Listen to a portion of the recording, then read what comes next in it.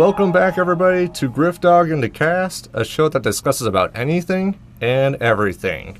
So we have a great show tonight, as we have our very first guest on the show.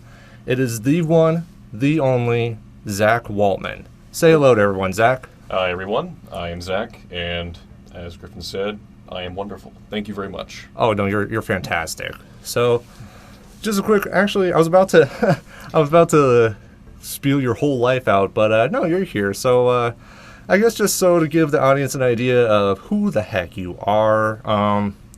Yeah, just give us a little background on who Zach Waltman is. Well, I work at the same place as Griff does. We both met working at a news station and worked as a PA for him, and he basically... Just so you guys know, PA is a production assistant. Yep, we're the guys behind the camera that makes everything on the screen look good. He basically taught me everything I knew about working at the news station.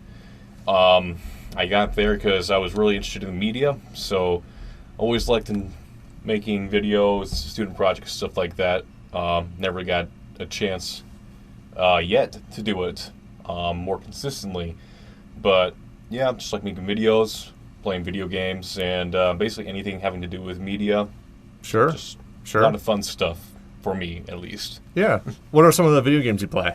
Oh, geez, I play any video game out that looks good right now. Like, I just picked up the new Dragon Ball game that came out about a month ago. Mm-hmm. I like playing that. Division, Destiny. Big fan of Destiny right now, although Bungie's not doing too good with the whole supporting the game the best way, I would say. Sure. But basically, sure. I still like that game. Racing games, action games, basically anything that looks cool, I'll give it a try. Sure. Okay, so you mentioned racing games. Anything NASCAR? No. I did grow up playing, like, NASCAR 2000. That was, like, one of my childhood games we played, because my dad actually bought it for us, and he had a steering wheel controller. So that's actually how I learned a little bit early on in life how to actually drive a car, was we would play, like, NASCAR and a few other racing games like go-karts, stuff like that. Mm-hmm. And we'd use the steering wheel controller, and we played that game. Never really many other NASCAR games after that, though. I do play other games like Forza Motorsport and Project Cars, which are both kind of like racing sim games, but Sure. Nothing NASCAR related, really, no. Yeah, no, that's actually kind of interesting, because we talked like a while ago, and it's like you did watch like NASCAR when you were like younger. Is that like I don't know, like just if I recall, like the way how you explained it, it's like you were in it, but then you kind of just fizzled out. Yeah, when I was like young, I was asked to choose a poster of a bunch of cars, and one of them happened to be Jeff Gordon. Mm-hmm. And it was back when he still had like the rainbow colors on his car. It was like early 2000s, late 1990s, and that was the car I chose. So I just kind of became a fan of Jeff Gordon because he had his poster. Mm-hmm. So over the years, I just followed him. Like, I was in Boy Scouts one year for the Pinewood Derby, which is basically like these small little woodblock cars that we make, and we just race them down a hill. I made a Jeff Gordon one for my first one. Basically anything having to do with cars, Jeff Gordon was usually the first design that came to mind. And I watch a few races whenever they're on. Wasn't like a huge enthusiast, I guess, but I'd like watch it, obviously, to see if Jeff Gordon would do good. Mm-hmm. And basically, as I grew up, just kind of fell out of NASCAR because I was doing other activities in high school. I really took to doing high school theater. Sure. So once that kind of started, it really started to take over my life, and that's like what I focused on the most. And I just kind of forgot about NASCAR, and then I got out of high school, just kind of went to college, which is what I'm in right now, just kind of exploring. I'm like, hey, NASCAR is pretty fun. Just watch it every once in a while. And Sure. Jeff Gordon retired, but it's still fun to watch every once in a while. Yeah, no, absolutely. And so, fun fact, I actually, when I was little, I hated Jeff Gordon. Actually, he was my least favorite driver. I think you told me that at one point, yeah. Yeah, no, I think so. Long story short, it was a sibling rivalry thing. So I don't know if I told you guys, but I have an older brother, and he was a big Jeff Gordon fan. He loved the rainbow design. He liked Jeff Gordon's personality, Wonder Boy, Rainbow Warrior, all that fun stuff. And I, not a big fan. of my older brother, so I could not like it. I could not like Jeff Gordon. I guess my opinion might have been a little bit different if Jeff Gordon, or if my brother didn't like Jeff Gordon, but I don't know. It's just one of those things where I just did not like Jeff Gordon because my other brother did like him. It's just a whole stupid little sibling rivalry thing. Hopefully you guys can relate to that. You told me a bunch of stuff that you hated because your older brother loved. Like, the reason you're a Packers fan is because your older brother was a fan, I think, was the Vikings? That's right, yeah. Vikings, yep. So you decided, hey, he's a Vikings fan. I'm going to be a Packers fan. Yeah, well, that's besides the point. Because the other reasons why I'm a Packers fan, too, is because since my name is Griffin, G, and then I saw the G on the side of their helmets, and I was like, G, oh, that's so cool. But at the same time, my favorite color was yellow. And I saw the yellow, and it's like, oh my gosh, that is my favorite team. And it just so happens they are rivals with the Vikings. It was a match made in Wisconsin. Yeah, which, another fun fact, I have never stepped foot in Wisconsin before. Well, neither have I, so... Yeah, but I mean, like, you lived here in South Dakota pretty much your whole life, right? Yeah, same city, same place. Right, so. yeah, no, I've jumped everywhere, but no, actually, so the closest I got to Wisconsin, there was a city in Minnesota, it was, what was it? I was about to say Thief River Falls, but I don't think that's it. There was a city where it is literally right next to the Wisconsin border, and the river, and there was like a river, because we're on the east side of Minnesota, there is like a river, and that river divides the state. I believe it's Mississippi, I think. Probably, yeah. Yeah. Mm-hmm. I believe it was, Mississippi. So we had a science class, and it was rocks. So we were just looking up different rocks and like how erosion works with having like a river flowing through, what have you. And like we were literally next to a bridge, and that bridge would take us to Wisconsin. And I asked my professor, and it's like, hey, do you by chance have can we go over there to see what's like in Wisconsin? And my professor, big football fan, big Viking fan, he just nope. It was the Viking fan that stopped them from going. It wasn't the professor stuff. Yeah. It's like, I will never step foot in Wisconsin if I don't have to. Yep, I will never see the cheese. So you can always just fly there now, though. Pretty sure their airlines run on cheese curds. But that's just my opinion. Yeah, everyone's to their own opinion. So one thing I totally forgot to mention to you beforehand is on every podcast I have 3 different words, and these words I either look up, or like when I'm at my other job at the bank, when I listen to podcasts there, and during those podcasts I would hear words, and it's like, oh, what the heck are these words? What do they mean? And so, unfortunately, this week I was really busy and I could not pick up those words. But there was one YouTuber by the name of Rasheem Stewart, very cool guy. He's been a big supporter of my work for the past 2 years now, I believe. So he actually sent one word over, and the word is complimentary. Complimentary, and the definition of that is serving to fill out or complete. And so it's a very interesting word, because it's like because you've heard the word like compliment, but complimentary, it's interesting because it really adds on, like being a compliment to one another, like complementary acute angles. I don't know, I just found that kind of interesting when you were kind of mentioning some of that stuff. So I guess my question to you is, have there been any like words that you kind of heard like recently that would be, I guess, not complicated, but something that's like interest you, or it's like something you've never like heard of before? You know what I'm saying? Yeah. Nothing off the top of my head, unfortunately. Yeah, no, I kind of just dropped that on you, so my apologies to that. That's all right. No, that's fine. No, that's fine. We'll just leave it at that.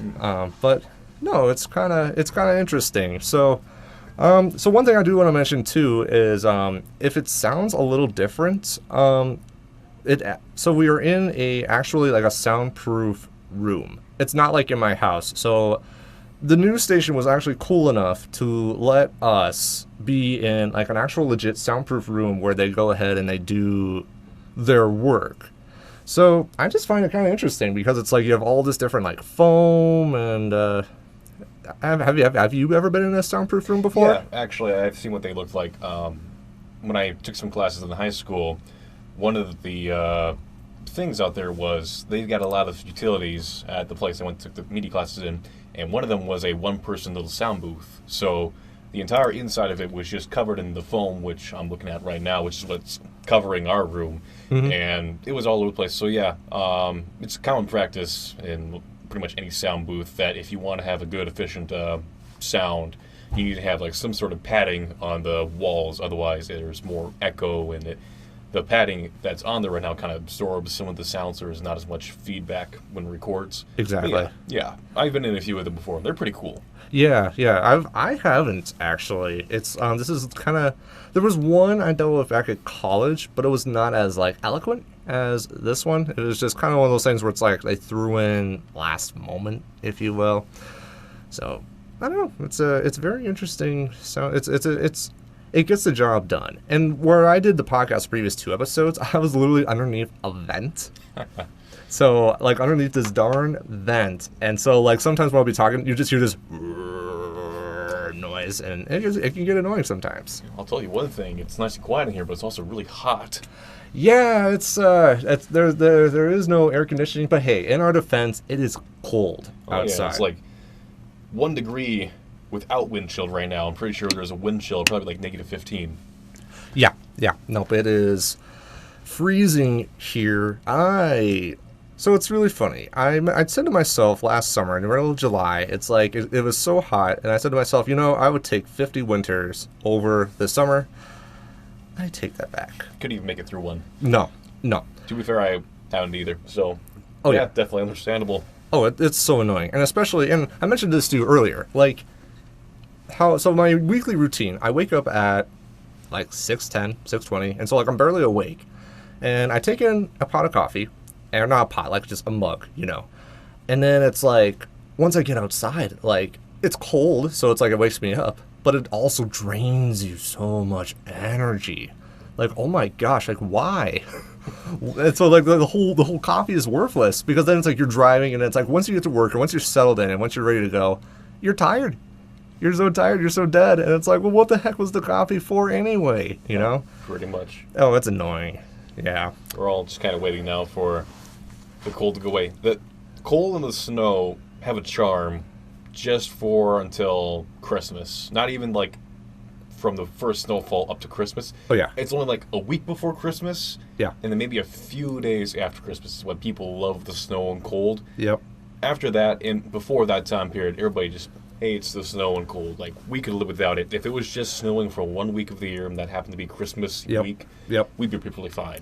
Oh, yeah. No, I totally agree. Because it's like, aha, this is fun, this is enjoyable, but then it's too much. Yeah. It's too much. But hey, the good news is, Valentine's Day, the weatherman is sending us love in the form of 40 degrees weather. That is like... when it's cold when 40 degrees feels like a godsend. Oh, absolutely. It is like, just take off the shirts, just go bare-chested, running out. It's so hot. You look outside. At that point. What's the degree? 40 degrees? All right, let's go streaking. Yeah, no. Well, I'm pretty sure not that extreme, but it would still feel pretty nice, regardless. It is. I mean, the breeze is nice and whatnot, but we're not going to get there. No. Not until like middle of the August. Not like middle of summer. Yeah, no. Yeah. But no, it's one of those things, and I feel like the Northerners can definitely relate to that. And it's like, it's funny because it's like people, we can we can live with it for sure, but it's like, are we gonna like it? Are we gonna accept it? No. Yeah, we're right in the middle of the country where we get like the worst of both seasons, the hot and the cold. Like in the middle of the winter, it's freezing cold. We're like, okay, I can't wait to get like the 80-degree weather. Then we have like 80-degree weather and 90-degree weather for like 5 weeks. Okay, I'm ready to go back to like 0-degree weather. Yeah. We get back to that and it's like, can we switch again? I wish we could hibernate. That'd be nice. Yeah. Just like not even just in the winter. Just like choose if we want to either hibernate during the summer, Yeah. hibernate during the winter, just not do anything for that entire season. Yeah, no, like in the fall, just like, just grab a bunch of food, get like really, really fat. Like we're talking like 400 or 500 pounds, like a jolly fat, not this like yucky fat, like jolly fat. And then we fall asleep for 3 months, and when we sleep, all of that fat will burn off. So then in the spring, we'll all be like fit and healthy, and we can go. If only it was that easy. Right. No, and that's the thing. But we won't be like, we're not going to be like SpongeBob, where we wake up Sandy while she's in the middle of hibernation. No. That's bad. Because if you wake up in the middle of hibernation, you are going to get absolutely destroyed. You're like, no one's gonna stop you, because if you wake up a squirrel during hibernation, your nuts are going to get roasted. Okay, I'll keep that in mind. Yeah, you can take that any way you want it. Yeah. Oh shoot, my Apache. Oh, okay, hold on. What pistachios? My pistachios. They need to be checked out too. I don't know. Huh. Yeah. More almond fan, but pistachios works too. Yeah. Do you like Almond Joy? Almond, yeah, it's okay. Almond milk, almond joy, just as long as the almond taste isn't like overpowering. Yeah. No, I totally get it. What was it? Almond Joy, and then there's like Mounds, right? Yeah, basically. Mm-hmm. Yeah. That's basically just like the same thing, only with coconut, I think, isn't it? Oh, yeah. No, Mounds is the one with coconut. Yeah, and then Almond Joy is the one with almonds with coconut in there too. Yeah, they both have coconut. Yeah, they both have coconut, right? But except one has like almonds in there too. So, yeah, no, it's totally. So, fun fact on my show, I refer to SpongeBob a lot. So yes, I can tell. Yeah, and then also, and then to you guys, actually, at my station, we talk about SpongeBob a lot. We make a bunch of SpongeBob memes, and, like, honestly, like, before we got onto the show, we actually, like, we were talking about, so we had Dairy Queen before we got here, and Zach got a sundae. And yes. I'm like, yo, why are you having a sundae on a Saturday when you could be like SpongeBob, who's the greatest sponge of all time, and he had a sundae on a Sunday. Yeah. So here, not just for like dessert, he had it for breakfast. He meant to have ice cream for breakfast. That is a ultimate sponge. Yeah, that is the ultimate sponge. SpongeBob loves onions. Let's see, what is this? Yeah, this is it. Oh no, nope, that's not it. That's a YouTube poop. That's bad. That's very bad. Yeah, dang it. Like, I'm just looking on YouTube right now, and they don't have the actual clip. It's just a bunch. Copyrights. Nobody wants to put that stuff up there because they'll get a copyright strike so fast. That's right. You'll lose your YouTube channel before you can even say SquarePants. Yeah, well, here's the thing. Okay, so you can watch the episodes, but it costs money, and I mean, what we don't have that, so it's not worth it. No, it's not worth it at all. So, and actually, too, I wouldn't be surprised. Hopefully, we don't get like copyright infringement for playing that on there. But it was only like 4 seconds? Yeah, not even that. Plus, we probably like watched SpongeBob so much when we were younger. We could probably just quote it all off our heads and know what we're talking about. I was gonna say, because it's like you had the ketchup, you had the the onions, the peanuts, Freddy, Gary, meow, and then they played it. I was like saying it off the top of my head, wasn't I? Yeah, that's right. But okay, and so the question I had, and so I asked you this earlier, but I want to also bring this up. So like, does SpongeBob not have, like, taste buds? Like, does he not realize how interesting onions, ketchups, and that peanut plant is? I'm assuming, considering the artist drew him with a tongue, they made the conscious decision to give him taste. Because he loves Krabby Patties, I assume. So he honestly understands that it tastes amazing and understands why everybody loves it so much, why he himself loves it so much. So he's got to have taste. So that makes it even more weird than that he eats the sundae and loves it. I'm guessing it's just his coping mechanism.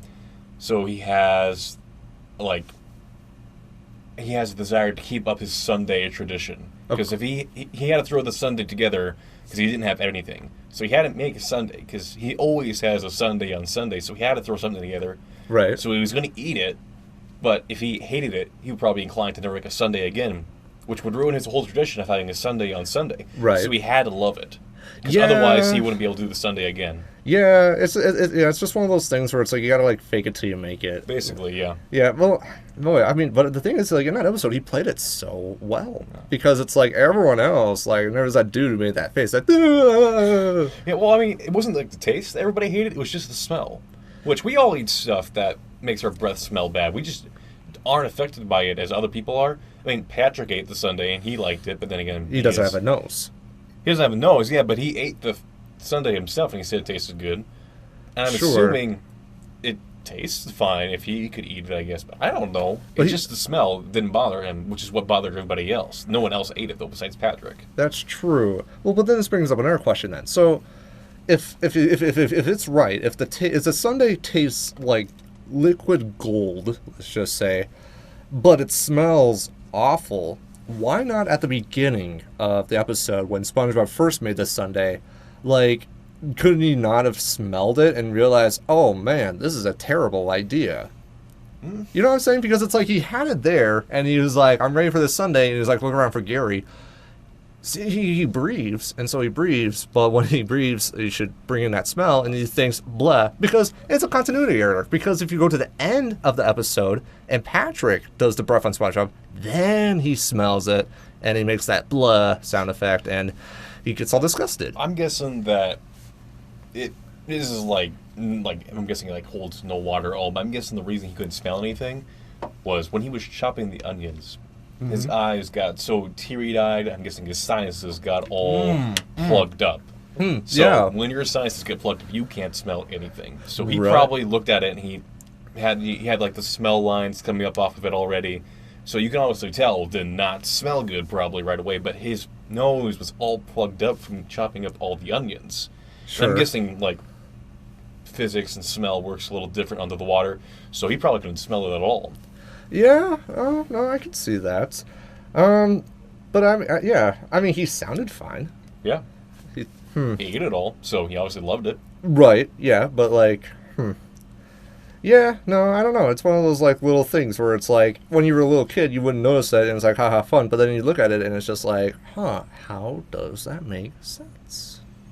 It's just one of the mysteries of SpongeBob. One of the many mysteries of SpongeBob we will never be able to answer. Right. Yeah, and like the biggest mystery is like what happened to SpongeBob after the movie, you know? Because like I watched some of the episodes that happened like after, and it's just like it didn't have the original taste in my opinion. Well, I kind of know the answer to that actually. Like the guys who originally were writing for SpongeBob when the show first aired in the 90s, they said they just wanted to do the movie. And then they wanted SpongeBob to end after that. Right. Well, Nick wanted to continue the show, obviously, but the writers wanted to go on to do other things, so they left. So they weren't writing the show anymore, so it was put in the hands of other people who didn't write SpongeBob before, so it was completely different people writing it. So that's why people are usually don't like the shows after the movie, because it was written by completely different people who didn't have the same writing talent as the person who originally wrote the show. Yeah, but then the question is it just like talent or just amount do they care? It's probably a combination of both. Like, care as in like, at that point it was clearly SpongeBob was just their cash cow. Yeah. And they were going to keep milking that thing as much as they can and get all the money out of it. And they still are. They're still making new episodes, although I heard the original writers did return. Yeah. Some of the newer episodes now are definitely much better. Oh yeah, no, they're much better now. But I mean, I haven't like actually personally seen an episode yet, just because I've been so busy. But yeah, no, I definitely heard it. It's definitely an improvement for sure. Yeah, and then I'm guessing also too with like the people who were writing it after the original writers were left, they had a different idea of how SpongeBob should be written. Right. The original writers were people who originally came up with the whole SpongeBob concept as a show. So this was their character. They knew how they should have been written, and they knew how they should act. When the movie ended, all the characters got flanderized. Yeah. Which is basically just what's their most prominent personality trait, make that their only personality trait. and that's what most of the writing was focused around when writing for the characters after the movie. And then they got the old writers back, and now it's kind of back up to where it was, slightly where it was before the movie, but it's still not as good. But that just might be our nostalgia goggles blinding us from either how bad the old ones were or how not giving enough credit to the new episodes. Sure. I was just looking up while you were talking. One of the words you brought up was flanderized? Yep, flanderization. Yeah, I actually did not know what that word was, so I looked it up. And so just for you guys out there that are listening, if you guys want to know, flanderize or flanderization it's a fandom slang, and it's the act of progressively exaggerating a single trait or set of traits of a character until it overtakes all other characterization. Yep. Basically, that first came into effect with the Simpsons character Flanders, who... Oh, yeah, if you've watched, one of the common complaints is that Simpsons has gone on for so long, and it's no longer funny. Well, one of the reasons why is that with Flander, for example, when you look back at some of the older episodes, you have all these personality traits and all these characters. Yep. But then when you look into the show's episodes coming out today, they don't have as much personality because they're focusing on one extremely exaggerated personality trait. Flanders was one of the first characters to experience that, and all of his traits that he had in the beginning of the show just periodically went away as they were trying to drag it out, trying to find something to write on the story, on the show. And eventually his one personality trait that was the most dominant became his only personality trait. And that's been used to commonly describe similar writing in other shows now, too. Sure. And so speaking of Simpsons, so one thing that, and I think I told you about this, so you know how animation has changed. Yeah, like animation has gone more completely to the computer side of things. So and then back in the day, as I said, it's more like handwritten back in the day. So if you guys see the intro title screen, so you know the part where Marge is doing the groceries and she is getting the checkout line, and Maggie the baby accidentally was on there, and then it's like she was scanned and everything, and Marge was like concerned, and it's like, oh my gosh, they took Maggie, my baby. What happened, it's so weird. So what happened was they put Maggie in a bag, and like a grocery bag, and it's like, oh man, she's stuffed or whatever. Maggie pops up and it's like, oh, it's all okay. Here's the big difference though. Oh, I wonder if there's a video on here. I'll just say it anyway. Well, actually I was going to say visual proof won't change anything, but so in the original, like, Marge was more moving, she was smiling, she was more of a person. She was more, like, affectionate. She was more expressive. Yes, that's the word, expressive. Thank you. She was more expressive there. But now, if you look at, like, a newer episode, she just turns her head and smiles. Like, it's like there's no, like, movement. She just turn, smile. And that's it. It's like, it's so lazy. It's so quick. It's actually a little annoying. Yeah, well, when they keep having to make all these episodes still, like 20 plus years later, animation itself isn't a very expensive process just for like single episodes. So having to like do that for 20 plus years, you have to cut corners. So they use technology that speeds up the process, but at the same time lowers quality. Yeah. But they have to, otherwise they don't meet their deadlines, which unfortunately just kind of stinks animation-wise because. Here, I popped it up. Yeah. Okay, so here. So on top here, so there she is, and she's like smiling. She's like, oh, thank goodness. Because she's all turning, like the hair is all moving and everything. Now here's the new one. Look to the bottom here, and there's that. Down. Do you see that? Yep. You see that? Just the head just turns like so fast. It's just so smiling. There's the part of the other baby, but no. Yep. Like, in the original cut, there's like almost, it seems like 30 frames of animated stills that you can make from that single motion, because her hair moves. There's more bounce and stretch in the character's movements in general, which is like an essential technique for animation to like give characters more life, which is like what you saw first in like the early Looney Tunes cartoons. Yeah. Stuff like that. Like the characters would be more malleable, balancing and stretching and being more expressive in general. But when they switch over to like digital animation, they try to streamline as much as possible. So now you get like 2-3 frames of animation in those few seconds, because it's just meant to be as quickly as possible. Yeah. Yeah, it's annoying. I'll go ahead and I'll actually link this GIF into the description below on both SoundCloud and YouTube. So if you guys want to check it out for yourselves, you guys are more than welcome to see, actually, like visually see what we are talking about. But okay, so let's get in. What are we at now? 30 minutes. So last thing I just want to talk about, just kind of on the lines of the whole just animation, just kind of like where animation is at now, because we're both 90s kids, because I was born in 93, you're born in like 95, 97, okay, a few years off. So yeah, we were kind of born and lived in the age of, in my opinion, like one of the golden like eras of cartoon. So I guess my first question to you is like, what were some of the cartoons you grew up with? Well, the thing was that most cartoons at that time were a lot less censored, I guess. Not censored, like a lot more. They weren't as limited in what they can get away with. Right, because nowadays everything is just so PC. Exactly. Everything is a lot more watered down. Yep. So my parents were really strict with what we watched. So I didn't get to watch a lot of the popular cartoons that were on during that time, because they were all too violent. Yeah. So some of the only shows I really got to watch consistently was SpongeBob, for one.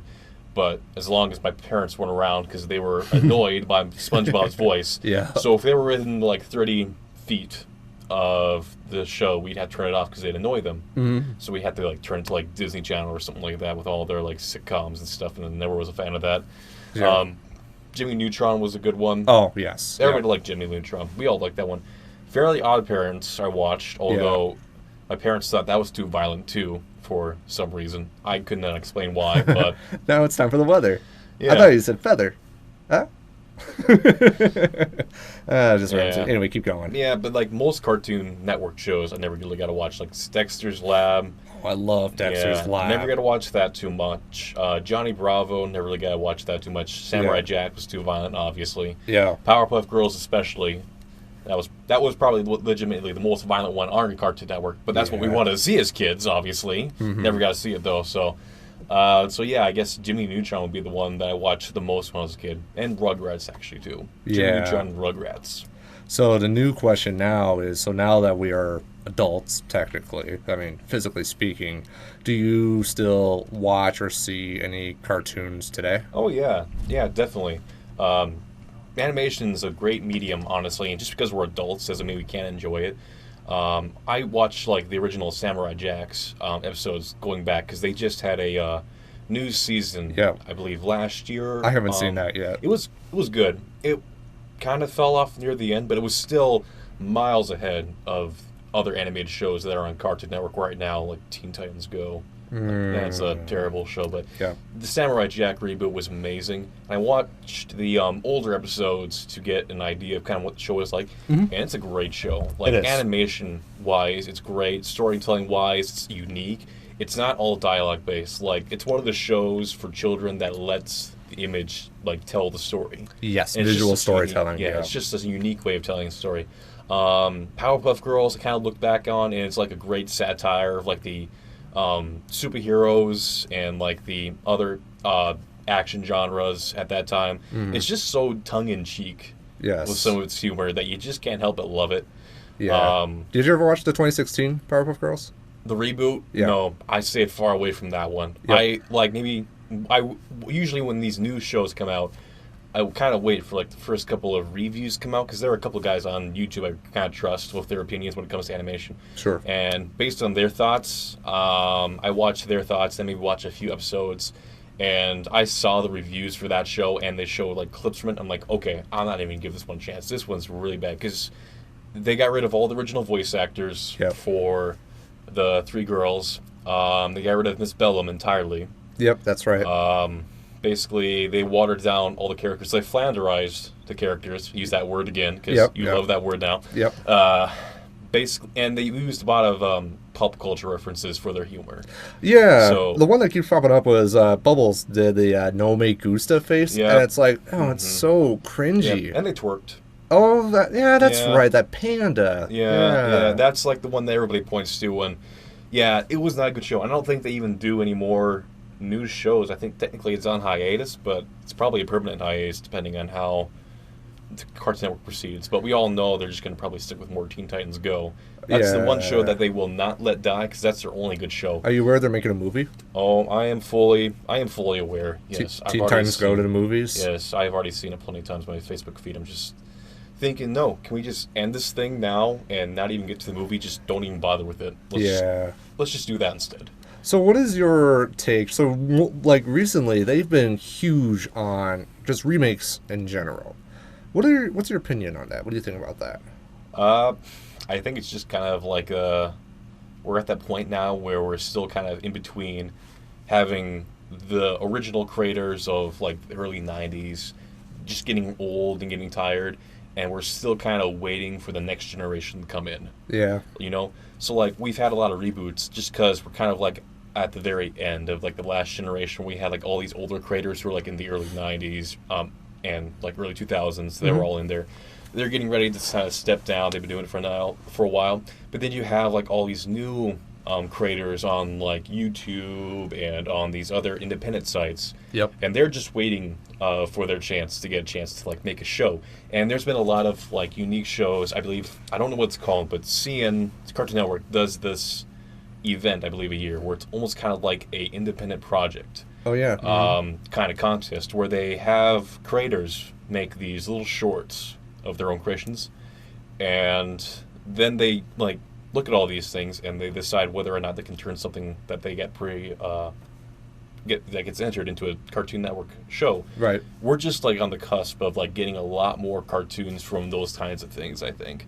So right now we're just kind of biding time, if that makes sense. Yeah. So here's my, I guess, rule of thumb with remakes. It's like I don't mind the idea if remaking something, but if you can make something new out of that. Because, like, before, when I hear, like, oh, they're, like, making a live-action version of this cartoon, I thought that'd be awesome. Like, it'd be cool to see that in action.